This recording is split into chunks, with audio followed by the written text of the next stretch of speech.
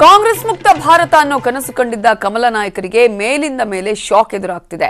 ಕಳೆದ 1 ವರ್ಷದ ಅವಧಿಯಲ್ಲಿ ಬಿಜೆಪಿ 5 ರಾಜ್ಯಗಳಲ್ಲಿ ಅಧಿಕಾರ ಕಳ್ಕೊಂಡಿದೆ. ಈಗ ಬಿಜೆಪಿ ಕೈಜಾರಿರೋ ಜಾರ್ಖಂಡ್ ಕಾಂಗ್ರೆಸ್ ಮೈತ್ರಿಕೂಟದ ತೆಕ್ಕೆಗೆ ಒಲ್ದಿದೆ. 81 ಕ್ಷೇತ್ರಗಳ ಜಾರ್ಖಂಡ್ ವಿಧಾನಸಭಾ ಚುನಾವಣೆಯಲ್ಲಿ ಜೆಎಂಎಂ ಕಾಂಗ್ರೆಸ್ ಹಾಗೂ ಆರ್ಜೆಡಿ ಸೇರ್ಕೊಂಡು 47 ಸ್ಥಾನ ಗಳಿಸಿದ್ದು ಬಿಜೆಪಿ ಕೇವಲ 25 ಸ್ಥಾನಗಳನ್ನು ಗಳಿಸೋದಕ್ಕಷ್ಟೇ ಶಕ್ತವಾಗಿದೆ. ಬಿಜೆಪಿ ಬಂಡಾಯ ಅಭ್ಯರ್ಥಿ ವಿರುದ್ಧವೇ ಸಿಎಂ ರಘುವರ್ ದಾಸ್ ಸೋಲುಂಡಿದ್ದು ಕುರ್ಚಿಯಿಂದ ಕೆಳಗಿಳಿದಿದ್ದಾರೆ. ಇದು ನನ್ನ ಸೋಲು, ಪಕ್ಷದ ಸೋಲಲ್ಲ ಅಂತ ಸೋಲಿನ ಹೊಣೆ ಹೊತ್ತಿದ್ದಾರೆ. ಜೆಎಂಎಂ ನಾಯಕ ಹೇಮಂತ್ ಸೋರೆನ್ 2ನೇ ಬಾರಿಗೆ ಮುಖ್ಯಮಂತ್ರಿಯಾಗೋದು ಬಹುತೇಕ ಖಚಿತವಾಗಿದ್ದು ಪ್ರಧಾನಿ ಮೋದಿ ಅಮಿತ್ ಶಾ ಟ್ವೀಟ್ ಮೂಲಕ ಅಭಿನಂದಿಸಿದ್ದಾರೆ. ಇಂಟ್ರೆಸ್ಟಿಂಗ್ ಅಂದ್ರೆ ಮೋದಿ ನೇತೃತ್ವದಲ್ಲಿ 2ನೇ ಬಾರಿಗೆ ಅಧಿಕಾರದ ಗದ್ದುಗೆ ಏರಿದ ಬಳಿಕ 5 ರಾಜ್ಯಗಳನ್ನ ಕಳೆದುಕೊಂಡಿದೆ. 3 ರಾಜ್ಯಗಳಲ್ಲಿ ಕಾಂಗ್ರೆಸ್ ಅಧಿಕಾರ ಹಿಡಿದ್ರೆ ಉಳಿದೆರಡು ಕಡೆ ಪ್ರಾದೇಶಿಕ ಪಕ್ಷಗಳಿಗೆ ಬೆಂಬಲ ಸಿಕ್ಕಿದೆ. ಈಚೆಗೆ ಮಹಾರಾಷ್ಟ್ರದಲ್ಲೂ ಬಿಜೆಪಿ ತಮ್ಮ ಅಧಿಕಾರವನ್ನು ಕಳೆದುಕೊಂಡು ಸೈಡ್ ಲೈನ್ ಆಗಿದೆ.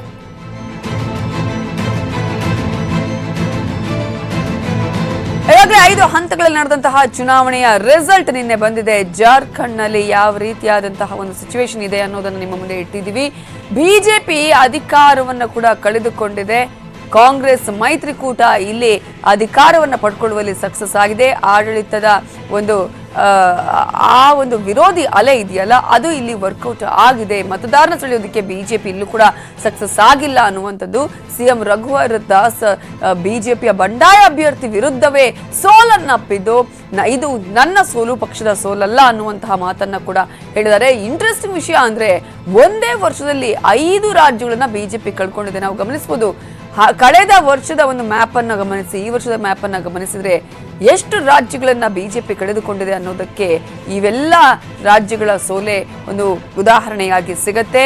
ಸಿಎಂ ಪಟ್ಟಕ್ಕೆ 2ನೇ ಬಾರಿಗೆ ಹೇಮಂತ್ ಸೊರೇನ್ ಅವರು ಮತ್ತೆ ಈಗ 2ನೇ ಬಾರಿಗೆ ಮುಖ್ಯಮಂತ್ರಿಯಾಗಿ ಅಧಿಕಾರವನ್ನ ಸ್ವೀಕರಿಸಲಿದ್ದಾರೆ.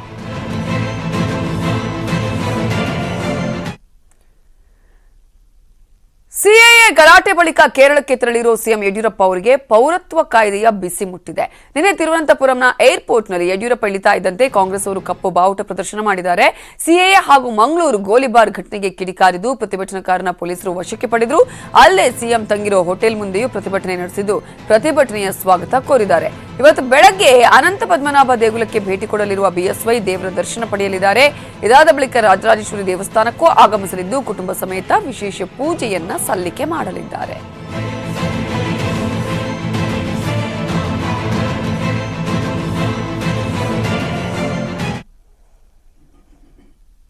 ಕಳೆದ 3 ದಿನಗಳ ಹಿಂದೆ ಅಕ್ಷರಶಃ ಹೊತ್ತಿ ಉರಿದಿದ್ದ ಮಂಗಳೂರು ಬಹುತೇಕ ಶಾಂತವಾಗಿದೆ.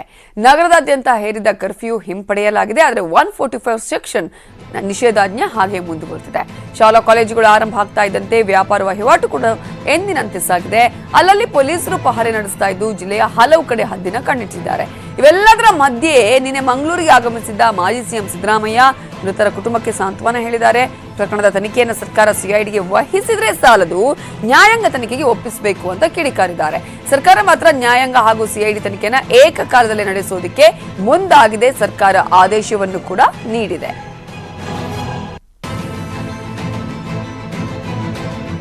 ನಡೆದಂತ ಘಟನೆ ಬಗ್ಗೆ ಸಿಐಡಿ ಎನ್ಕ್ವೈರಿ ಮಾಡಬೇಕು,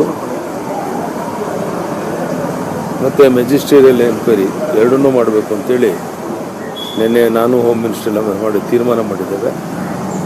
ಸಮಗ್ರವಾದಂಥ ಒಂದು ತನಿಖೆ ಮಾಡಿಸುವಂಥ ಪ್ರಾಮಾಣಿಕ ಪ್ರಯತ್ನ ಮಾಡಿದ್ದೇವೆ. ಮತ್ತು ಯಾರು ಉದ್ದೇಶಪೂರ್ವಕವಾಗಿ ಅಲ್ಲಿ ಗೊಂದಲ ಉಂಟು ಮಾಡಿ ಪೊಲೀಸ್ ಸ್ಟೇಷನ್ ನುಗ್ಗಿ ಆರ್ಮ್ಸ್ ಎಲ್ಲ ತಗೊಳ್ಳೋಕೆ ಪ್ರಯತ್ನ ಮಾಡಿ ಇದೆಲ್ಲ ಮಾಡಿದ್ರು ಕಠಿಣವಾದ ಕ್ರಮ ತಗೊಳ್ಬೇಕು ಅಂತೇಳಿ ಸೂಚನೆಯನ್ನು ಕೊಟ್ಟಿದ್ದೇನೆ. ಶಾಂತವಾಗಿರುತ್ತೆ ವಾತಾವರಣ ಇನ್ನಾದರೂ ಅಂತ ನಾನೆಲ್ಲ ಅಂದ್ಕೊಂಡಿದ್ದೇನೆ. ಸಿಐಡಿನಲ್ಲಿ ಕೆಲಸ ಮಾಡೋರು ಯಾರು? ಪೊಲೀಸ್ನವ್ರೆ. ಫೈರಿಂಗ್ ಆಗಿರೋದು ಯಾರಿಂದ? ಮತ್ತು ಅವ್ರ ಕೈಲೇ ತನಿಖೆ ಮಾಡಿಸ್ತೀವಿ ಅಂದರೆ ಸತ್ಯ ಗೊತ್ತಾಗಬೇಕಲ್ಲ. ನಾನೀಗಾಗಲೇ ಒತ್ತಾಯ ಮಾಡಿದ್ದೀನಿ, ಜುಡಿಷಿಯಲ್ ಪ್ರೋಬ್ ಆಗಬೇಕು, ನ್ಯಾಯಾಂಗ ತನಿಖೆ ಆಗಬೇಕು. Sitting judge of the high court ಇಂದ ಜುಡಿಷಿಯಲ್ ಪ್ರೋಬ್ ಆಗಬೇಕು, ಅದನ್ನು ಮಾಡಬೇಕು ಅಂತೇಳಿ ನಾನು ಒತ್ತಾಯ ಮಾಡಿದ್ದೀನಿ. ಈಗಲೂ ಒತ್ತಾಯ ಮಾಡ್ತೀನಿ, ಮುಂದೇನೂ ಒತ್ತಾಯ ಮಾಡ್ತೀನಿ. ಅಸೆಂಬ್ಲಿ ಬಂದಾಗಲೂ ಕೂಡ ಒತ್ತಾಯ ಮಾಡ್ತೀನಿ. ಸಿಎಂ ಯಾವಾಗಲೂ ಸುಳ್ಳು ಹೇಳೋದಲ್ವಾ? ಸತ್ಯ ಹೇಳೇ ಗೊತ್ತಿಲ್ವಲ್ಲಪ್ಪ, ಬರೀ ಸುಳ್ಳು ಹೇಳೋದು. ಅವರು ಕಾಂಟ್ರಡಿಕ್ಟರಿ ಸ್ಟೇಟ್ಮೆಂಟ್ ಮಾಡೋದು, ಸುಳ್ಳುಗಳು ಹೇಳೋದು, ಅವರೇ ಪೊಲೀಸ್ನವ್ರಿಗೆ ಸರ್ಟಿಫಿಕೇಟು ಅವರೇ ಕೊಟ್ಬಿಡ್ತಾರೆ. ಆರೋಪ ಪ್ರತ್ಯಾರೋಪಗಳ ಮಧ್ಯೆನೇ ಈಗ ಸಿಎಎ ಬೆಂಕಿಗೆ ದೇಶದ ಹಲವು ರಾಜ್ಯಗಳು ಕೂಡ ಬೂದಿ ಮುಚ್ಚಿದ ಕೆಂಡದಂತಾಗಿದೆ. ರಾಷ್ಟ್ರ ರಾಜಧಾನಿ ದೆಹಲಿಯಲ್ಲಿ ಸೋನಿಯಾ ಗಾಂಧಿ ನೇತೃತ್ವದಲ್ಲಿ ಮೌನ ಪ್ರತಿಭಟನೆ ನಡೆಯಿತು. ಕಾಯ್ದೆ ವಿರೋಧಿಸಿ ಜೆಎನ್ಯು ವಿದ್ಯಾರ್ಥಿಗಳು ಕೂಡ ಪ್ರತಿಭಟನೆ ಮಾಡಿದ್ರು. ಕೇರಳದ ಕೊಟ್ಟಾಯಂ ಹಾಗೂ ಮಹಾರಾಷ್ಟ್ರದ ಲಾತೂರಲ್ಲಿ ಜನ ರೋಡ್ಗಿಳಿದಿದ್ರು. ಚೆನ್ನೈನಲ್ಲಿ ಸಹ ಡಿಎಂಕೆ ನಾಯಕ ಸ್ಟಾಲಿನ್ ನೇತೃತ್ವದಲ್ಲಿ ದೊಡ್ಡ ಹೋರಾಟವೇ ನಡೆಯಿತು. ಇನ್ನು ಆಂಧ್ರದಲ್ಲಿ ಎನ್ಆರ್ಸಿ ಜಾರಿ ಮಾಡಲ್ಲ ಅಂತ ಸಿಎಂ ಜಗನ್ ಹೇಳಿದ್ದಾರೆ. ಒಂದ್ ಕಡೆ ಪೌರತ್ವ ಕಾಯ್ದೆ ವಿರುದ್ಧ ಹೋರಾಟ ನಡೀತಾ ಇದ್ರೆ ಮತ್ತೊಂದ್ ಕಡೆ ಸಿಎಎ ಪರವಾಗಿಯೂ ಜಾಗೃತಿ ಜಾಥಾ ನಡೀತಾ ಇದೆ.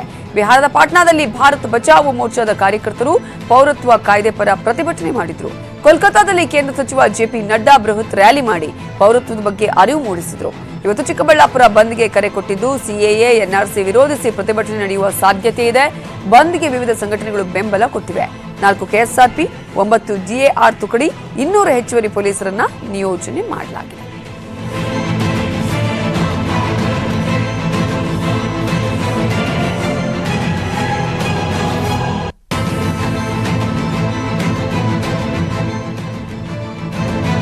ಒಂದ್ ಕಡೆ ಈಗಾಗಲೇ ಇಡೀ ದೇಶಾದ್ಯಂತ ಮತ್ತೆ ಈ ಒಂದು ಹೋರಾಟದ ಕಿಚ್ಚು ಜಾಸ್ತಿ ಆಗಿದೆ, ಮತ್ತೆ ಆರಂಭ ಆಗಿರೋದನ್ನ ಗಮನಿಸಬಹುದು. ಸಿಎಎ ಮತ್ತು ಎನ್ಆರ್ಸಿ ವಿರೋಧಿಸಿ ಒಂದ್ ಕಡೆ ಪ್ರತಿಭಟನೆ ನಡೀತಾ ಇದ್ರೆ ಸಿಎಎ ಬೇಕು ಅಂತ ಹೇಳಿ ಅದರ ಪರವಾಗಿ ಕೂಡ ಸಾಕಷ್ಟು ಕಡೆಗಳಲ್ಲಿ ಪ್ರತಿಭಟನೆಗಳು ನಡೀತಾ ಇದೆ. ಇನ್ನು ಇವತ್ತು ಚಿಕ್ಕಬಳ್ಳಾಪುರ ಬಂದ್ಗೆ ಕರೆ ನೀಡಲಾಗಿದೆ. ಡಿಸಿ ಕಚೇರಿ ಕೂಡ ಈ ಒಂದು ರ್ಯಾಲಿ ನಡೆಯಲಿದೆ. ನೀವು ಗಮನಿಸ್ತಾ ಇದ್ದೀರಾ ಯಾವ ರೀತಿಯಾಗಿ ದೆಹಲಿಯಲ್ಲಿ ಆಗಿರಬಹುದು, ಪಶ್ಚಿಮ ಬಂಗಾಳದಲ್ಲೂ ಕೂಡ ಸಿಎಎ ಪರವಾಗಿ ಈ ಒಂದು ರ್ಯಾಲಿಗಳು ನಡೀತು ನಿನ್ನೆ ಅನ್ನೋದನ್ನ ಕೂಡ ಗಮನಿಸಬಹುದು. ಒಟ್ಟಾರೆ ಇನ್ನು ಕೂಡ ಸಿಎಎ ವಿರುದ್ಧ ಆಕ್ರೋಶದ ಕಿಡಿ ಜಾಸ್ತಿ ಆದ್ರೆ ಇನ್ನೊಂದ್ ಕಡೆ ಅದೇ ಸೈಮಲ್ಟೇನಿಯಸ್ಲಿ ನಾವು ಗಮನಿಸ್ತಾ ಇದ್ದೀವಿ ಸಿಎಎ ಪರವಾಗಿ ಕೂಡ ಸಾಕಷ್ಟು ಪ್ರತಿಭಟನೆಗಳು ನಡೀತಾ ಇರುವುದನ್ನು ನಾವು ಗಮನಿಸಬಹುದು.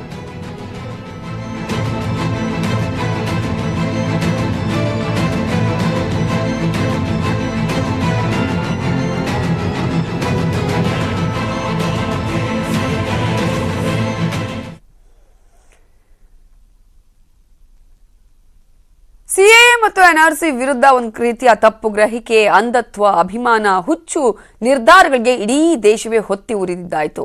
ಪೌರತ್ವದ ಬೆಂಕಿಗೆ ಕೋಟಿ ಕೋಟಿ ಆಸ್ತಿ ಪಾಸ್ತಿ ಬೂದಿಯೂ ಆಯಿತು. ಅದೆಷ್ಟೋ ಅಮಾಯಕರು ತಮ್ಮದಲ್ಲದ ತಪ್ಪಿಗೆ ಪ್ರಾಣವನ್ನು ಬಿಟ್ಟಾಯಿತು. ಪೌರತ್ವದ ಹುಚ್ಚಾಟ ಈಗಲೂ ಅದೆಷ್ಟೋ ಜನರಿಗೆ ಮಾಹಿತಿ ಇಲ್ಲ. ಹಾಗಾಗಿ ಈ ಮುಖ್ಯ ಅಂಶಗಳನ್ನು ನಿಮ್ಮ ಮುಂದೆ ಇಡ್ತೀವಿ. ಯಾವುದು ಸರಿ, ಯಾವುದು ತಪ್ಪು, ನೀವೇ ನಿರ್ಧರಿಸಿ. ಪ್ರಶ್ನೆ 1. ಸಿಎಎ ಮತ್ತು ಎನ್ಆರ್ಸಿಯಿಂದ ಭಾರತೀಯ ಮುಸ್ಲಿಮರಿಗೆ ತೊಂದರೆ ಆಗುತ್ತಾ? ಭಾರತದ ಯಾವುದೇ ಧರ್ಮದ ವ್ಯಕ್ತಿಗಳು ಸಿಎಎ ಮತ್ತು ಎನ್ಆರ್ಸಿ ಬಗ್ಗೆ ಆತಂಕ ಪಡಬೇಕಿಲ್ಲ. ಪ್ರಶ್ನೆ 2. ಧರ್ಮದ ಆಧಾರದ ಮೇಲೆ ಜನರನ್ನ ದೇಶದಿಂದ ಹೊರಹಾಕಲಾಗ್ತಿದೆಯಾ? ಪೌರತ್ವ ಕಾಯ್ದೆ ಧರ್ಮಕ್ಕೆ ಸಂಬಂಧಿಸಿದಲ್ಲ. ಜಾತಿ ಧರ್ಮದ ಆಧಾರದಲ್ಲಿ ಎನ್ಆರ್ಸಿ ಜಾರಿ ಇಲ್ಲ. ಒಂದು ನಿರ್ದಿಷ್ಟ ಧರ್ಮಕ್ಕೆ ಸೇರಿದ ಮಾತ್ರಕ್ಕೆ ದೇಶದಿಂದ ಹೊರಗಿಡಲಾಗುವುದಿಲ್ಲ. ಪ್ರಶ್ನೆ 3. ಪೌರತ್ವ ನಿರ್ಧರಿಸೋದು ಹೇಗೆ? ಸರ್ಕಾರದ ಕೈಯಲ್ಲಿ ಪೌರತ್ವದ ಹಕ್ಕಿದೆಯೇ? 2009ರಲ್ಲಿ ಜಾರಿಯಾದ ಪೌರತ್ವ ಕಾಯ್ದೆ 1955ರ ನಿಯಮಾನುಸಾರವೇ ಪೌರತ್ವ ನಿರ್ಧಾರ. ಒಟ್ಟು 5 ಅಂಶಗಳ ಆಧಾರದಲ್ಲಿ ನಿರ್ಧಾರ: ಜನ್ಮಸ್ಥಳ ದಾಖಲೆ, ಕುಟುಂಬದ ಮೂಲ, ನೋಂದಣಿ ದಾಖಲೆ, ಸಹಜ ಕಾಲಾವಧಿ ವಾಸ, ಗಡಿಗಳ ಸಂಯೋಜನೆ ಆಧಾರದಲ್ಲಿ. ಪ್ರಶ್ನೆ 4. ಎನ್ಆರ್ಸಿ ಜಾರಿಯಾದಾಗ ಪೌರತ್ವ ಸಾಬೀತಿಗೆ ಪೋಷಕರ ಜನ್ಮ ದಾಖಲೆ ನೀಡಬೇಕೆ? ಪೌರತ್ವ ದೃಢೀಕರಿಸಲು ಜನನ ಪ್ರಮಾಣ ಪತ್ರ ಸಾಕು. ದಾಖಲೆ ಇಲ್ಲದಿದ್ದರೆ ಪೋಷಕರ ಜನ್ಮ ದಿನಾಂಕ, ಸ್ಥಳ ವಿವರ ಬೇಕು. ತಂದೆ ತಾಯಿ ಜನ್ಮ ದಾಖಲೆ ಬೇಕೇ ಬೇಕು ಅಂದೇನಿಲ್ಲ. ಜನನಕ್ಕೆ ಸಂಬಂಧಿಸಿದ ಯಾವುದೇ ದಾಖಲೆ ಸಾಕು. Voter ID, passport, Aadhaar card, DL, ಶಾಲಾ ದಾಖಲೆ, ಮನೆ ಜಮೀನು ದಾಖಲೆ ಕೊಡಬೇಕು. ಪ್ರಶ್ನೆ 5. ಎನ್ಆರ್ಸಿ ಜಾರಿಯಾದ ಮೇಲೆ ಪೌರತ್ವ ಸಾಬೀತಿಗೆ ಪೂರ್ವಜರ 1971ರ ಹಿಂದಿನ ದಾಖಲೆ ಒದಗಿಸಬೇಕೆ? 1971ಕ್ಕಿಂತ ಹಿಂದಿನ ಪೂರ್ವಜರ ಬಗ್ಗೆ ದಾಖಲೆ ಬೇಕಿಲ್ಲ. ಈ ದಾಖಲೆ ಕೇವಲ ಅಸ್ಸಾಂ ರಾಜ್ಯಕ್ಕೆ ಮಾತ್ರ ಅನ್ವಯಿಸುತ್ತದೆ. ಇತರೆ ರಾಜ್ಯಗಳಲ್ಲಿ 2003ರ ಪೌರತ್ವ ಕಾನೂನಿನಡಿ ಚೀಟಿ, ರಾಷ್ಟ್ರೀಯ ಪೌರತ್ವ ಗುರುತಿನ ಚೀಟಿ ನೀಡಲಾಗುವುದು. ಪ್ರಶ್ನೆ 6. ಒಬ್ಬ ವ್ಯಕ್ತಿ ಅವಿದ್ಯಾವಂತನಾಗಿದ್ದು ಆತನ ಬಳಿ ದಾಖಲೆಗಳು ಇಲ್ಲದಿದ್ದಲ್ಲಿ ಏನು? ಸರ್ಕಾರಿ ಅಧಿಕಾರಿಗಳಿಂದ ಕಾಲಾವಕಾಶ, ಗುರುತಿಗಾಗಿ ಸಾಕ್ಷಿ ಕರೆತರಲು ಅವಕಾಶ ನೀಡುತ್ತಾರೆ. ಇತರೆ ಗುರುತಿನ ಚೀಟಿ, ಸಮುದಾಯದ ಸಾಕ್ಷಿ ಒಳಗೊಂಡಿರುತ್ತೆ. ಯಾವುದೇ ಭಾರತೀಯನನ್ನ ಸಂಕಷ್ಟಕ್ಕೆ ದೂಡಲ್ಲ. ಪ್ರಶ್ನೆ 7. ತೃತೀಯ ಲಿಂಗಿಗಳು, ನಾಸ್ತಿಕರು, ಆದಿವಾಸಿಗಳು, ಎಸ್ಸಿ ಎಸ್ಟಿ, ಮಹಿಳೆಯರು, ಭೂಹೀನರು, ಜಮೀನು ದಾಖಲೆ ಇಲ್ಲದವರನ್ನ ಎನ್ಆರ್ಸಿ ಅನ್ವಯ ದೇಶದಿಂದ ಹೊರಹಾಕಲಾಗುತ್ತಾ? ಈ ವರ್ಗದ ಯಾರಿಗೂ ಎನ್ಆರ್ಸಿ ಅಡಿ ತೊಂದರೆ ನೀಡಲಾಗುವುದಿಲ್ಲ.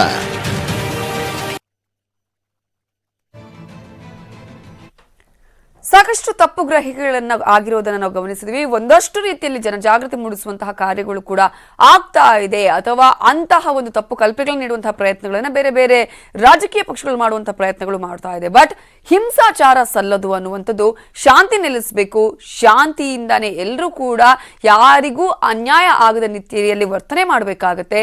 ಸೊ ನ್ಯೂಸ್ 18 ಕನ್ನಡದ ಕಳಕಳಿ ಕೂಡ ಇದೆ, ಯಾವುದೇ ಹಿಂಸಾಚಾರಕ್ಕೆ ಆಸ್ಪದವನ್ನ ಕೊಡದೆ ಎಲ್ಲರೂ ಶಾಂತಿಯಿಂದ ಬಾಳೋಣ. ನ್ಯೂಸ್ 18 ಕಳಕಳಿ. ಸಿಎಎ, ಎನ್ಆರ್ಸಿ ವಿರೋಧಿಸಿ ಪ್ರತಿಭಟನೆ, ಹಿಂಸಾಚಾರ ನಡೆಯುತ್ತಿದೆ. ಸಮಾಜದಲ್ಲಿ ಶಾಂತಿ ಕಾಪಾಡುವುದು ದೇಶದ ಪ್ರತಿಯೊಬ್ಬ ನಾಗರಿಕನ ಕರ್ತವ್ಯ. ಸರ್ಕಾರದ ನಿರ್ಧಾರ, ಕಾಯ್ದೆಗಳ ಬಗ್ಗೆ ಯಾವುದೇ ಅನುಮಾನಗಳಿದ್ದರೆ ಸರ್ಕಾರದೊಂದಿಗೆ ಚರ್ಚಿಸಿ ಪರಿಹರಿಸಿಕೊಳ್ಳಬಹುದು. ಯಾರೂ ಕೂಡ ಯಾವುದೇ ಗಾಳಿ ಸುದ್ದಿಗೆ ಕಿವಿಗೊಡಬಾರದು. ಆಕ್ರೋಶದಲ್ಲಿ ಭಾವುಕರಾಗಿ ಸ್ಪಷ್ಟ ಅರಿವು ಇಲ್ಲದೆ ಕಾನೂನು ಕೈಗೆತ್ತಿಕೊಳ್ಳುವ ಕೆಲಸಕ್ಕೆ ಕೈ ಹಾಕಬಾರದು. ಹಿಂಸಾಚಾರ, ಕಾನೂನು ಬಾಹಿರ ಪ್ರತಿಭಟನೆಗಳಿಗೆ ಮುಂದಾಗಬಾರದು. ಪ್ರತಿಭಟನೆಯ ನೆಪದಲ್ಲಿ ಸಾರ್ವಜನಿಕ ಆಸ್ತಿ ನಷ್ಟ ಮಾಡಬೇಡಿ. ಬಸ್ಗಳಿಗೆ ಬೆಂಕಿ ಹಚ್ಚಿಬಿಡಿ. ಸಾಮಾಜಿಕ ಜಾಲತಾಣಗಳಲ್ಲಿ ಯಾವುದೇ ಧರ್ಮ, ವ್ಯಕ್ತಿ ವಿರುದ್ಧವಾಗಲಿ ಪರವಾಗಲಿ ವಿವಾದಾತ್ಮಕ, ಉದ್ವೇಗಕಾರಿ ಹೇಳಿಕೆ, ಪೋಸ್ಟ್ಗಳನ್ನು ಹಾಕಬಾರದು, ಫಾರ್ವರ್ಡ್ ಮಾಡಬಾರದು ಎಂದು ಪ್ರತಿಯೊಬ್ಬ ನಾಗರಿಕನಲ್ಲಿ ನ್ಯೂಸ್ 18 ಕನ್ನಡ ಕಳಕಳಿಯಿಂದ ಮನವಿ ಮಾಡುತ್ತದೆ. Welcome back. ಕಳಸಾ ಬಂಡೂರಿ ಯೋಜನೆಯಲ್ಲಿ ಮತ್ತೊಮ್ಮೆ ರಾಜ್ಯಕ್ಕೆ ಕೇಂದ್ರ ಸರ್ಕಾರ ಅನ್ಯಾಯ ಮಾಡಿದೆ. ಗೋವಾದ ಒತ್ತಡಕ್ಕೆ ಮಣಿದಿರುವಂತಹ ಕೇಂದ್ರ ಸರ್ಕಾರ ಅಕ್ಟೋಬರ್ 17ರಂದು ಕೇಂದ್ರ ಪರಿಸರ ಇಲಾಖೆ ಕೊಟ್ಟ ಪರವಾನಗಿಯನ್ನ ರದ್ದುಪಡಿಸಿದೆ. ಹೀಗಾಗಿ ಹಲವಾರು ಕನ್ನಡಪರ ಸಂಘಟನೆಗಳು ಕೇಂದ್ರದ ವಿರುದ್ಧ ಬೀದಿಗಿಳಿದು ಮುಂದಿನ ಹೋರಾಟದ ರಣಕಹಳೆಯನ್ನ ಮೊಳಗಿಸಿವೆ.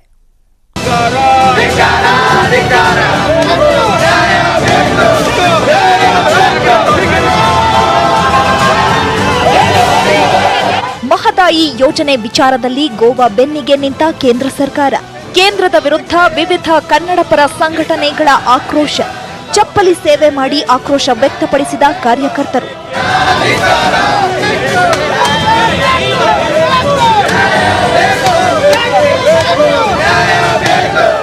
ಇದು ಗದಗ್ನ ಗಾಂಧಿ ವೃತ್ತದಲ್ಲಿ ನಿನ್ನೆ ಕಂಡುಬಂದ ಮಹದಾಯಿ ಹೋರಾಟದ ಕಿಚ್ಚು.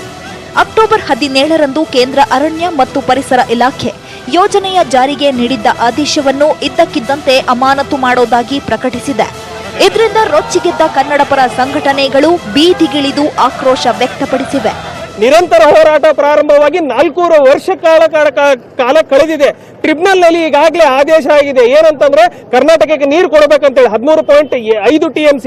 ಆದರೆ ಕೇಂದ್ರ ಸರ್ಕಾರ ಈಗಾಗಲೇ ಪರಿಸರ ಇಲಾಖೆಯಿಂದ ಅನುಮತಿ ಕೊಟ್ಟು ಮತ್ತೆ ಅನುಮತಿಯನ್ನ ಅಮಾನತಲ್ಲಿ ಇಟ್ಟಿದೆ. ಯಾಕ್ರಿ ರಾಜಕಾರಣ ನೀವು ಮಾಡ್ತೀರಿ? ನಿಮ್ಮ ಉಪಚುನಾವಣೆಗೋಸ್ಕರ ಬೇಕಾಗಿತ್ತು, ಮಹದಾಯಿ ನೀರು ಕೊಡ್ತೀವಿ ಅಂತೇಳಿ ಆದೇಶ ಕೊಟ್ಟು ಮತ್ತೆ ಅಮಾನತಿನಿಂದಲೇ ಇಟ್ಟಿರುವಂತ ಉದ್ದೇಶವೇನು? ಇಷ್ಟೇ ಅಲ್ಲದೆ ಮಹಾರಾಷ್ಟ್ರ ಸಿಎಂ ಉದ್ಧವ್ ಠಾಕ್ರೆ, ಸಚಿವ ಪ್ರಕಾಶ್ ಜಾವಡೇಕರ್ ಅಣಕು ಶವಯಾತ್ರೆ ಮಾಡಲಾಯಿತು. ಜೊತೆಗೆ ರಾಜ್ಯದ ಸಂಸದರ ವಿರುದ್ಧವೂ ಧಿಕ್ಕಾರ ಕೂಗಿದ್ರು. ಬೇಡಿಕೆ ಈಡೇರದಿದ್ರೆ ಉಗ್ರ ಹೋರಾಟದ ಎಚ್ಚರಿಕೆ ನೀಡಿದ್ರು.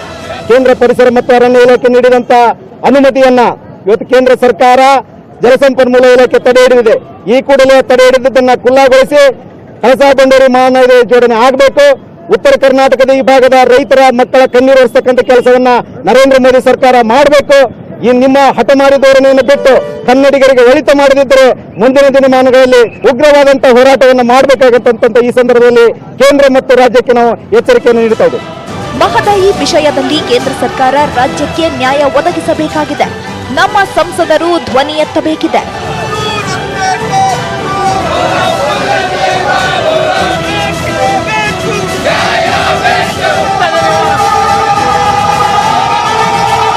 ಸಂತೋಷ್ ಕೊಣ್ಣೂರ, ನ್ಯೂಸ್ 18 ಕನ್ನಡ, ಗದಗ. ಇನ್ನು ಈ ನಗರದ ಎಲ್ಲೆಂದರಲ್ಲಿ ಬೀಡಾಡಿ ದನಗಳ ಹಾವಳಿ. ರಸ್ತೆಗಳಲ್ಲೇ ಜಾನುವಾರುಗಳ ಹಿಂಡು ನಿಲ್ಲೋದ್ರಿಂದ ವಾಹನ ಸವಾರರು ಪರದಾಡುವಂತಾಗಿದೆ. ಈ ಬೀಡಾಡಿ ದನಗಳ ಕಾಟ ಮಿತಿ ಮೀರಿದ್ರೂ ಯಾರೂ ನೋಡೋರಿಲ್ಲ.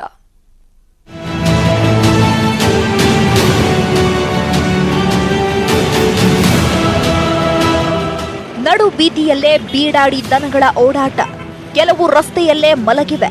ವಾಹನ ಸವಾರರು ಹಾರ್ನ್ ಮಾಡಿದ್ರೂ ಮೇಲೆ ಏಳೋದೇ ಇಲ್ಲ. ಹೀಗೆ ಜಾನುವಾರುಗಳ ಹಿಂಡು ಇರೋದು ಬೀದರ್ ನಗರದಲ್ಲಿ. ಪ್ರಮುಖ ರಸ್ತೆಗಳಲ್ಲೇ ಹಿಂಡು ಹಿಂಡಾಗಿ ಬೀಡು ಬಿಡುತ್ತವೆ. ಬೀಡಾಡಿ ಜಾನುವಾರುಗಳಿಂದ ಅಪಘಾತಗಳು ಹೆಚ್ಚುತ್ತಿವೆ. ಸಾರ್ವಜನಿಕರು, ವಾಹನ ಸವಾರರು ಹೈರಾಣಾದರೂ ನಗರಸಭೆ ಅಧಿಕಾರಿಗಳು ಮಾತ್ರ ಜಾಣ ಕುರುಡುತನ ಪ್ರದರ್ಶಿಸುತ್ತಿದ್ದಾರೆ. 3 ವರ್ಷಗಳ ಹಿಂದೆ ಸಮೀಕ್ಷೆ ನಡೆಸಿದಾಗ ನಗರದಲ್ಲಿ 100 ಬೀಡಾಡಿ ದನಗಳಿದ್ವು. ಈಗ 300ರ ಗಡಿ ದಾಟಿದೆ. ಮೊದಲಾಗಿ ಇದರ ಬಗ್ಗೆ ಅದರ ಮಾಲೀಕರೇ ಸೂಚನೆ ಕೊಟ್ಟು ಇದರ ವ್ಯವಸ್ಥೆ ಮಾಡಿಕೊಳ್ಳಬೇಕು. ಇಲ್ಲದಿದ್ದಲ್ಲಿ ಸಂಚಾರಿ ಪೊಲೀಸರಾಗಲಿ, ನಗರಸಭೆ ಆಗಲಿ, ಜಿಲ್ಲಾಡಳಿತ ಇದರ ಕ್ರಮ ಜರುಗಿಸಿ ಸಂಬಂಧಪಟ್ಟ ಇಲ್ಲಿ ನಮ್ಮದು ಗೋಶಾಲೆ ಇದೆ ಮತ್ತು ಹಾಗೆ ವೆಟರ್ನರಿ ಕಾಲೇಜ್ ಇದೆ, ಅಲ್ಲಿಗೆ ಇವೆಲ್ಲ ಪ್ರಾಣಿಗಳನ್ನು ಹೊರಗಾಡಿಸಬೇಕು ಮತ್ತು ದಿನನಿತ್ಯ ಆಗುವಂಥ ಅನಾಹುತಗಳನ್ನು, ದುರ್ಘಟನೆಗಳನ್ನು ತಡೆಯಲಿಕ್ಕೆ ಸಹಕಾರ ನೀಡಬೇಕಾಗಿ ಕೋರುತ್ತೇನೆ. ಮಾಲೀಕರು ರಸ್ತೆಗೆ ದನಗಳನ್ನು ಬಿಡಬಾರದು ಎಂದು ಪ್ರಕಟಣೆ ಹೊರಡಿಸಿದ್ರೂ ಯಾರೂ ಪಾಲನೆ ಮಾಡ್ತಿಲ್ಲ. ದನಗಳನ್ನು ಹಿಡಿದು ಗೋಶಾಲೆಗೆ ಸಾಗಿಸಲಾಗುವುದು ಎಂದು ನಗರಸಭೆ ಅಧಿಕಾರಿಗಳು ಹೇಳ್ತಿದ್ದಾರೆ. ಈ ಬೀಡಾಡಿ ದನಗಳು ಜಾಸ್ತಿ ಆಗಿದೆ. ಈ ಮುಂಚೆನೂ ಕೂಡ ನಾವು ಟ್ರಾಫಿಕ್ ಪೊಲೀಸರ ಸಹಯೋಗದೊಂದಿಗೆ ಬೀಡಾಡಿ ದನ ಹಿಡ್ಕೊಂಡಿದ್ವಿ. ಮತ್ತು ಹಲವಾರು ಜನ ಮಾಲೀಕರು ಇನ್ಮೇಲೆ ಬೀದಿಗೆ ಬಿಡೋದಿಲ್ಲ ಅಂತೇಳಿ ರಿಕ್ವೆಸ್ಟ್ ಮಾಡಿಕೊಂಡು ಬೀಡಾಡಿ ದನಗಳನ್ನ ತಗೊಂಡೋಗಿದ್ರು. ಬಟ್ ಈಗ ಅದೇ ಸ್ಥಿತಿ ಮರುಕಳಿಸಿದೆ. ಗೋಶಾಲೆಗಳಿಗೆ ಮಾತಾಡ್ತಾ ಇದ್ದೀವಿ, ಅದು ಫೈನಲ್ ಆದ ತಕ್ಷಣ ಹಿಡಿದು ಅಲ್ಲಿಗೆ ಕೊಡ್ತೀವಿ, ಯಾರಿಗೂ ವಾಪಸ್ ಕೊಡೋದಿಲ್ಲ. ಆದಷ್ಟು ಬೇಗ ಬೀಡಾಡಿ ದನಗಳ ನಿಯಂತ್ರಣಕ್ಕೆ ಅಧಿಕಾರಿಗಳು ಬ್ರೇಕ್ ಹಾಕಿ ಜನರ ಸಮಸ್ಯೆ ಬಗೆಹರಿಸಬೇಕಿದೆ. ಸಿದ್ದು ಸತ್ಯಣ್ಣನವರ್, ನ್ಯೂಸ್ 18 ಕನ್ನಡ, ಬೀದರ್. ಅಕ್ರಮ ಗಣಿಗಾರಿಕೆಯಿಂದ ಬಳ್ಳಾರಿ ಜಿಲ್ಲೆಯ ಸಾಕಷ್ಟು ಪರಿಸರ ಹಾಳಾಗಿದೆ. ಗಣಿ ಪ್ರದೇಶದ ಅಭಿವೃದ್ಧಿಗೆ ರೂಪಿಸಿದ ಡಿಎಂಎಫ್ನಿಂದ ಇಲ್ಲಿಯವರೆಗೆ ರಾಜ್ಯಾದ್ಯಂತ ಬರೋಬ್ಬರಿ 1700 ಕೋಟಿ ಹಣ ಸರ್ಕಾರಕ್ಕೆ ಗಣಿ ಕಂಪನಿಗಳಿಂದ ಸಂದಾಯ ಆಗಿದೆ. ಆದರೆ ಇಷ್ಟು ಕೋಟಿ ಹಣದಿಂದ ಇಲ್ಲಿಯವರೆಗೆ 10% ಸಹ ಅದು ಬಳಕೆಯಾಗ್ತಿಲ್ಲ.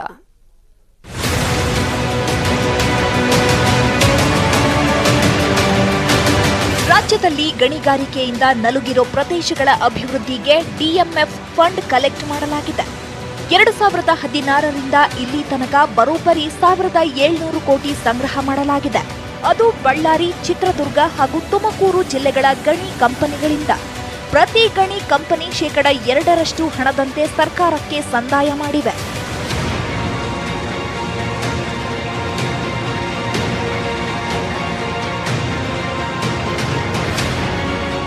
$1700 ಕೋಟಿಯಲ್ಲಿ ಬಳ್ಳಾರಿ ಜಿಲ್ಲೆಯದ್ದೇ ಸಿಂಹಪಾಲು, ಅಂದ್ರೆ 1100 ಕೋಟಿ.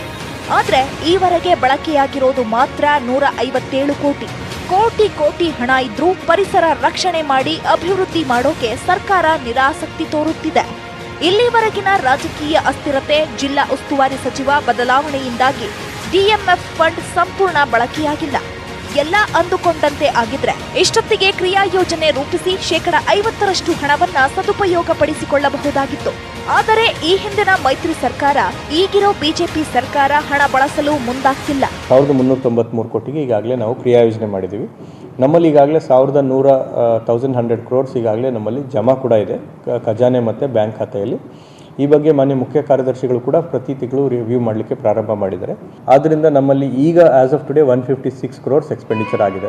ಸೊ ಮೇ ಬಿ ಇನ್ ಅಂದರ್ 6 to 8 months ನಾವು ಸ್ಟ್ರೀಮ್ಲೈನ್ ಮಾಡ್ತಾ ಬರೋದ್ರಿಂದ ನಮ್ಮಲ್ಲಿ ಹೆಚ್ಚಿನ ಎಕ್ಸ್ಪೆಂಡಿಚರು ಆಗುತ್ತೆ. ಅದೇ ರೀತಿ ಕಾಮಗಾರಿಗಳು ಮುಕ್ತಾಯ ಆಗುತ್ತೆ, ಜನರಿಗೆ ಕೂಡ ಅದರ ಅನುದಾನದ ಉಪಯೋಗ ಆಗುತ್ತೆ ಅಂತ ಭಾವಿಸಿದ್ದೀವಿ.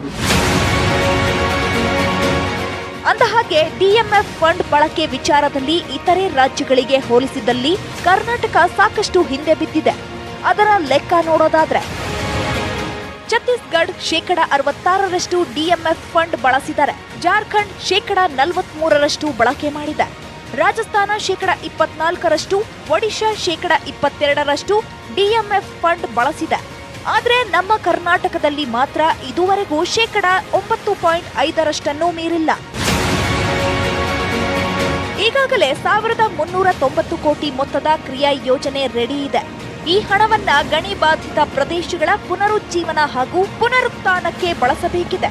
ಆದರೆ ಸರ್ಕಾರದ ನಿರ್ಲಕ್ಷ್ಯ ಎದ್ದು ಕಾಣ್ತಿದೆ. ಅಕ್ರಮ ಗಣಿಗಾರಿಕೆಯಿಂದ ನಮ್ಮ ಜಿಲ್ಲಾಡಳಿತಕ್ಕೆ 1700 ಕೋಟಿ ಅಮೌಂಟ್ ಸಂದಾಯವಾಗಿದೆ. ಅದನ್ನ ಎದಕ್ಕೆ ಬಳಸ್ಬೇಕಂತಂದ್ರೆ ಎಲ್ಲೆಲ್ಲಿ ಗಣಿಬಾಯಿದ ಪ್ರದೇಶ ಇದಾವೆ ಆ ಒಂದು ಒತ್ತು ಕೊಟ್ಟು ಅಲ್ಲಿ ರೈತರಿಗೆ ಇವತ್ತು ಬೆಳೆ ಬೆಳೆಕಾಗ್ತಾ ಇಲ್ಲ. ಆ ಗಣಿಗಿಂದ ಧೂಳು ತುಂಬಿ ಸಣ್ಣ ಸಣ್ಣ ಮಕ್ಕಳಿಗೆ ಕ್ಷಯರೋಗ ಬರ್ತಾ ಇದೆ ಆ ಧೂಳಿನಿಂದ.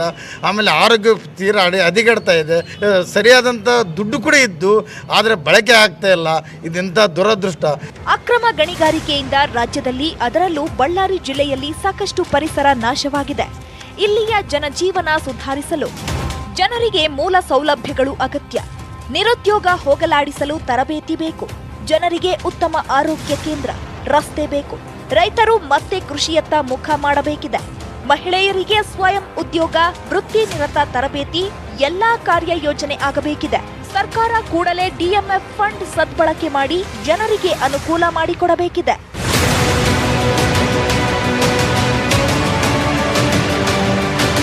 ಕ್ಯಾಮರಾ ಪರ್ಸನ್ ದಿವಾಕರ್ ಜೊತೆ ಶರಣು ಹಂಪಿ, ನ್ಯೂಸ್ 18 ಕನ್ನಡ, ಬಳ್ಳಾರಿ. ಹಣ ಇಲ್ಲ ಅಂತ ಹೇಳೋದು ಒಂದು ಕಡೆ, ಆದರೆ ಇದ್ದಂತಹ ಹಣವನ್ನೇ ಬಳಕೆ ಮಾಡದೆ ಅಭಿವೃದ್ಧಿ ಮಾಡದೆ ಇರೋದು ಎಷ್ಟರ ಮಟ್ಟಿಗೆ ಸರಿ? ಸರ್ಕಾರ ಇದರ ಕಡೆ ಗಮನವನ್ನು ವಹಿಸುತ್ತಾ ಕಾದು ನೋಡಬೇಕಾಗತ್ತೆ. ಇನ್ನು ತಲತಲಾಂತರಗಳಿಂದಲೂ ಈ ಗ್ರಾಮದ ಜನ ನೆಮ್ಮದಿಯಾಗಿ ಜೀವನವನ್ನು ಸಾಗಿಸುತ್ತಿದ್ದಾರೆ.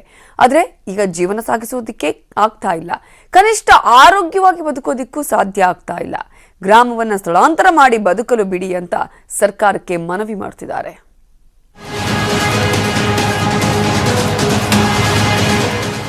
ಗ್ರಾಮ ಸ್ಥಳಾಂತರಕ್ಕೆ ಜನರ ಪಟ್ಟು. ಗ್ರಾಮ ಸ್ಥಳಾಂತರಿಸಿ ನಮಗೆ ಬದುಕಲು ಬಿಡಿ ಅನ್ನುತ್ತಿರುವ ಗ್ರಾಮಸ್ಥರು. ಕೈಗಾರಿಕೆಗಳ ಆರ್ಭಟಕ್ಕೆ ನಲುಗಿ ಹೋದ ಗ್ರಾಮ. ಇದು ಬಳ್ಳಾರಿ ಜಿಲ್ಲೆ ಸಂಡೂರು ತಾಲೂಕಿನ ಸುಲ್ತಾನಪುರ ಗ್ರಾಮಸ್ಥರ ಕಥೆ. ಈ ಗ್ರಾಮದಲ್ಲಿ 750ಕ್ಕೂ ಹೆಚ್ಚು ಜನರಿದ್ದಾರೆ. ಕೃಷಿ ಮಾಡಿಕೊಂಡೇ ಜೀವನ ಸಾಗಿಸುತ್ತಿದ್ದಾರೆ.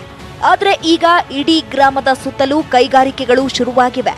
ಕಳೆದ 2 ವರ್ಷಗಳಿಂದ ಆರಂಭವಾದ ಜಿಂದಾಲ್ ಸಮೂಹದ ಎಪ್ಸಿಲಿನ್ ಕಾರ್ಬೈಡ್ ಪ್ರೈವೇಟ್ ಲಿಮಿಟೆಡ್ನ ಕೋಲ್ ಟಾರ್ ಕೆಮಿಕಲ್ಸ್ ಕಾರ್ಖಾನೆ ಗ್ರಾಮದ ಜನರ ಜೀವಕ್ಕೆ ಕೊಳ್ಳಿ ಇಟ್ಟಿದೆ. ಗ್ರಾಮದ ಸುತ್ತಲೂ ಇರುವ 7-8 ಟಾರ್ ಪ್ಲಾಂಟ್ ಕೈಗಾರಿಕೆಗಳು ಸುತ್ತಲಿನ ಪರಿಸರವನ್ನ ಹಾಳು ಮಾಡ್ತಿವೆ.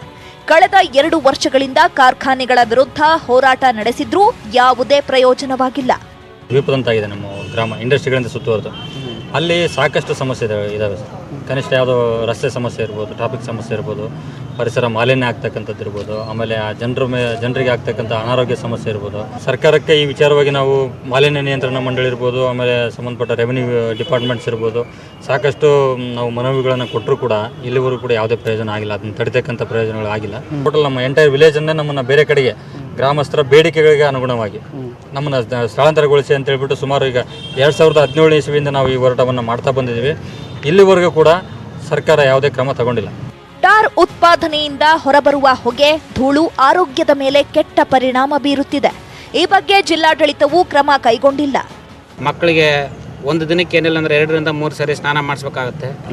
ಅಲ್ಲಿ ಮಾಡ್ತಕ್ಕಂಥ ಆಯಾ ಕೆಲಸರು ಕೂಡ ಅಷ್ಟು ಕೆಲಸ ಮಾಡಿದ್ರು ಭಾಳ ಜಸ್ಟ್ ಇದೆ. ಮತ್ತು ಆರೋಗ್ಯದ ಸಮಸ್ಯೆ ಅಂತೂ ಮಕ್ಕಳಿಗೆ ಭಾಳ ಇದೆ. ಅಲ್ಲಿ ನಮ್ಮ ಸ್ಕೂಲು ಶಿಕ್ಷಕರೇನು ಬರ್ತಾ ಇದ್ದಾರೆ. ಪರಿಸರ ಮಾಲಿನ್ಯ ನಿಯಂತ್ರಣ ಮಂಡಳಿಗೆ ದೂರು ನೀಡಿದ್ರೂ ಅಧಿಕಾರಿಗಳು ಮಾತ್ರ ಕಣ್ಮುಚ್ಚಿ ಕುಳಿತಿದ್ದಾರೆ. ಈಗ ನಮ್ಮನ್ನ ಬೇರೆಡೆ ಸ್ಥಳಾಂತರ ಮಾಡಿ ಎಂದು ಸರ್ಕಾರವನ್ನ ಒತ್ತಾಯಿಸುತ್ತಿದ್ದಾರೆ. ಶರಣು ಹಂಪಿ, ನ್ಯೂಸ್ 18 ಕನ್ನಡ, ಬಳ್ಳಾರಿ. ಹಿಂದಿನ ಕಾಲದಲ್ಲಿ ಮಹಿಳೆಯರು 50 ಮಕ್ಕಳಿಗೆ ಜನ್ಮ ಕೊಡ್ತಾ ಇದ್ರು. ಆದರೆ ಈಗಿನ ಕಾಲದಲ್ಲಿ ಮಹಾತಾಯಿಯೊಬ್ಬರು ಬರೋಬ್ಬರಿ 11 ಮಕ್ಕಳಿಗೆ ಜನ್ಮ ಕೊಟ್ಟಿದ್ದಾರೆ. ಇಷ್ಟು ಮಕ್ಕಳಿಗೆ ಜನ್ಮ ಕೊಟ್ಟರು ನಿತ್ಯವೂ ಮೈ ಮುರಿದು ಕೆಲಸ ಮಾಡ್ತಾರೆ. ಹಾಗಿದ್ರೆ ಆ ತಾಯಿ ಯಾರು ಅಂತೀರಾ? ನೋಡ್ಕೊಂಡ್ ಬನ್ನಿ.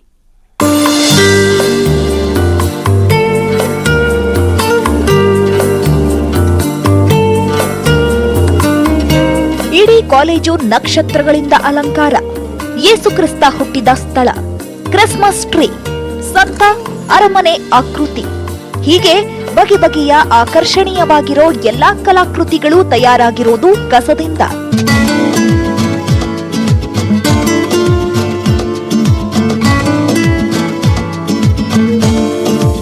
ಮೈಸೂರಿನ ಜಯಲಕ್ಷ್ಮೀಪುರಂನ ಸೆಂಟ್ ಜೋಸೆಫ್ ಕಾಲೇಜಿನಲ್ಲಿ ಈ ಎಲ್ಲಾ ಕಲಾಕೃತಿಗಳು ತಯಾರಾಗಿವೆ. ಕಾಲೇಜಿನಲ್ಲಿ ಮೂಲೆ ಸೇರಿದ್ದ notice board, plywood sheet, paper ಲೋಟ, ಹಳೆಯ ಛತ್ರಿ ಹಾಗೂ ವಿದ್ಯಾರ್ಥಿಗಳು ಪ್ರಾಜೆಕ್ಟ್ ಮಾಡಿದ್ದ ವಸ್ತುಗಳನ್ನೇ ಬಳಸಿ ಈ ಎಲ್ಲಾ ಕಲಾಕೃತಿಯನ್ನ ತಯಾರು ಮಾಡಲಾಗಿದೆ. ಗಿಫ್ಟ್ ಬಾಕ್ಸ್ ತುಂಬ ಮೇನ್ ಆಗಿ ಹೈಲೈಟ್ ಮಾಡಿದ್ವಿ. ಅದರೊಳಗಡೆ ಜೀಸಸ್ ಕ್ರೈಸ್ಟ್ನ ತೋರಿಸ್ಲಿಕ್ಕೆ ಮಾಡಿದ್ವಿ.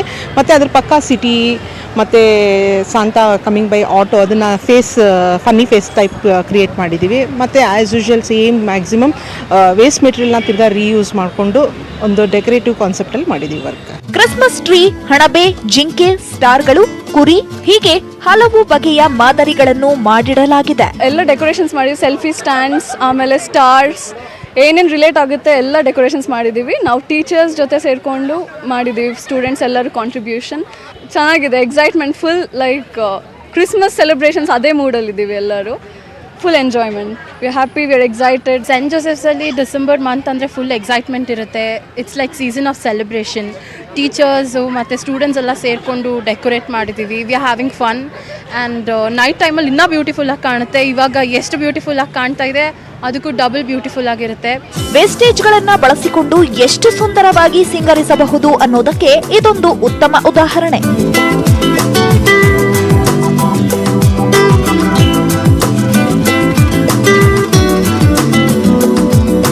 ಮಧು ಜೊತೆ ಪುಟ್ಟಪ್ಪ, ನ್ಯೂಸ್ 18 ಕನ್ನಡ, ಮೈಸೂರು.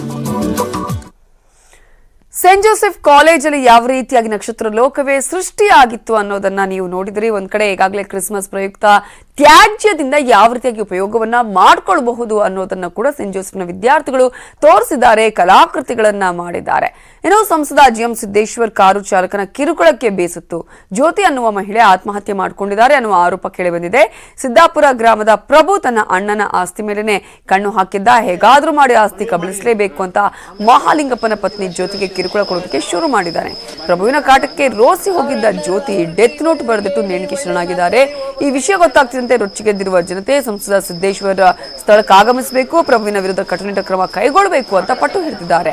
ಚಿತ್ರದುರ್ಗ ಗ್ರಾಮಾಂತರ ಠಾಣೆಯಲ್ಲಿ ಪ್ರಕರಣ ದಾಖಲಾಗಿದೆ. ಪೊಲೀಸರು ತನಿಖೆಯನ್ನ ನಡೆಸುತ್ತಿದ್ದಾರೆ.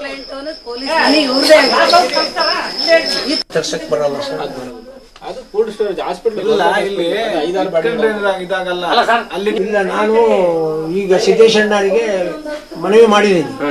ಆಮೇಲೆ ರೇಣುಕಾಚಾರ್ಯ ಇನ್ನಷ್ಟು ಸುದ್ದಿಯನ್ನು ಕ್ವಿಕ್ ಆಗಿ ನೋಡ್ಕೊಂಡ್ ಬರೋಣ. ಎಕ್ಸ್‌ಪ್ರೆಸ್ 18 ನಲ್ಲಿ ಚಾಮರಾಜನಗರ ಜಿಲ್ಲೆಯ ಬಂಡೀಪುರ ರಾಜ್ಯದಲ್ಲೇ ಅತಿ ಹೆಚ್ಚು ಹುಲಿಗಳನ್ನು ಹೊಂದಿರುವ ತಾಣ. ಕಳೆದ ವರ್ಷ ಕಿಡಿಕೇಡಿಗಳು ಹಚ್ಚಿದ ಬೆಂಕಿಗೆ 4,000 ಹೆಕ್ಟೇರ್ಗೂ ಹೆಚ್ಚು ಅರಣ್ಯ ಪ್ರದೇಶ ಬೆಂಕಿಗೆ ಆಹುತಿಯಾಗಿತ್ತು. ಈ ಬಾರಿ ಬೇಸಿಗೆಗೂ ಮುನ್ನವೇ ಎಚ್ಚೆತ್ತುಕೊಂಡಿರುವ ಅಧಿಕಾರಿಗಳು ಬೆಂಕಿ ರೇಖೆ ನಿರ್ಮಾಣ ಮಾಡುತ್ತಿದ್ದಾರೆ. ಜೊತೆಗೆ ಪ್ರತಿ ವಲಯಕ್ಕೂ ನೀರಿನ ಟ್ಯಾಂಕರ್, ಫೈರ್ ಮೀಟರ್ಸ್ ನೀಡಿದ್ದಾರೆ.